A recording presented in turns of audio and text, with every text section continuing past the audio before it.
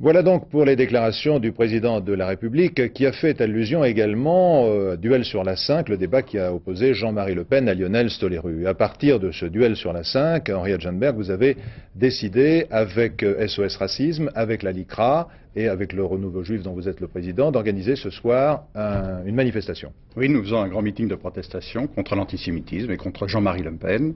Le thème du meeting, c'est un meeting du refus de la haine.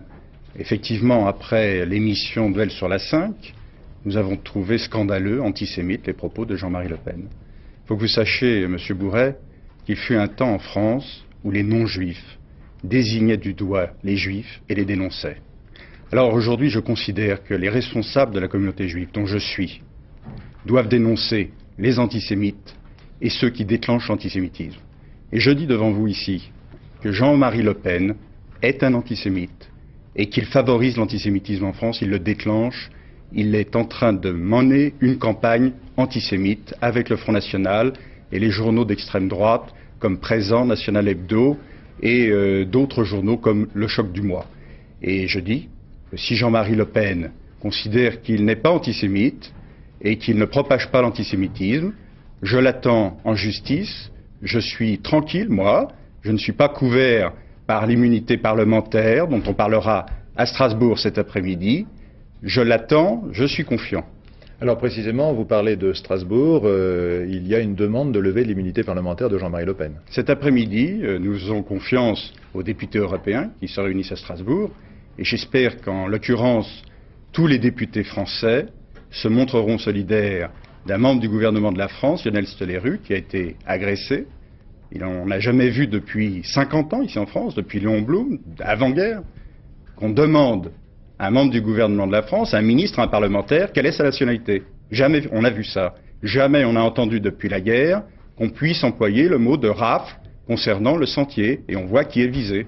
Alors, M. Stoléru, dans les colonnes de notre confrère Le Figaro ce matin, affirmait qu'à travers la question posée à plusieurs reprises en direct dans cette émission par Jean-Marie Le Pen, est-ce que vous avez la double nationalité? C'était en fait de l'antisémitisme qui se profilait derrière. C'est de l'antisémitisme. Est-ce que vous avez entendu poser cette question à quiconque, que ce soit un député, un ministre, sur sa nationalité?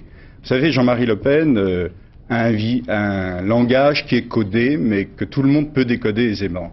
Bon, il est évident qu'à travers cette question, bien dosée, c'était une cible qu'il attaquait, celle d'un ministre juif du gouvernement, et la question de la nationalité était bien entendu assez ambiguë, assez perfide, assez hypocrite, pour qu'elle suscite des réactions que l'on peut aujourd'hui connaître dans la population française qui est en voie à ces propagandes racistes et antisémites. Alors comment combattre cet antisémitisme et ce racisme dans la mesure où le Front National, lors des 2 dernières élections, a fait un score qui a terrorisé la classe politique française, plus de 60% à Dreux et près de 48% à Marseille. Je crois qu'il ne faut pas confondre entre le racisme, si vous voulez, de Jean-Marie Le Pen sur les immigrés, parce qu'il est facile, si vous voulez, d'employer le mot les immigrés sans dire dont quelle population il s'agit. Et ce racisme, si vous voulez, aujourd'hui, il faut combattre les conditions du racisme. Je crois que le président de la République hier soir, le Premier ministre la semaine dernière, ont dit pour la première fois les mots qu'il fallait dire concernant cette lutte contre les conditions du racisme. Il ne s'agit pas de crier raciste, raciste, raciste à tout va et de considérer que les racistes vont disparaître. Il s'agit de faire face aux conditions du racisme en France. C'est le racisme qui se développe par des conditions de logement, par la scolarité, par les problèmes du travail clandestin. Effectivement, il faut prendre des mesures et on va voir si les actes vont suivre les paroles. En ce qui concerne l'antisémitisme, c'est un autre point. Je veux dire, on ne peut pas confondre, on n'est pas sur le même terrain.